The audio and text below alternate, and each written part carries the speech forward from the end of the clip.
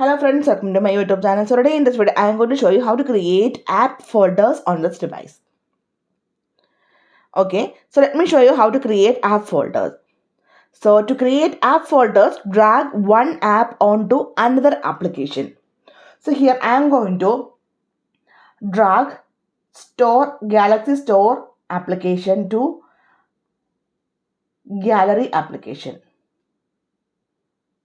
Now you can see app folder is created. You can enter the name here. You can change the app folder color also. Let me show you.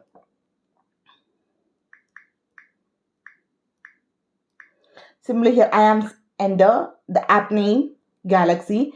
If you want to change the color, tap on this one. You can change the folder color also. And if you want to add any applications, here you can see the plus icon. Tap on this one. You can add any applications to this folder. You can see.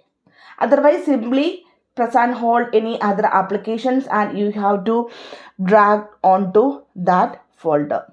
You can see. So simply in this way, so this will help organize applications neatly on the home screen. You can grouping like social media folder, games folder, or work application like that. So simply in this way, we can create app folders on this device. I hope you guys enjoy this video. Thank you for watching. Thank you. Bye-bye.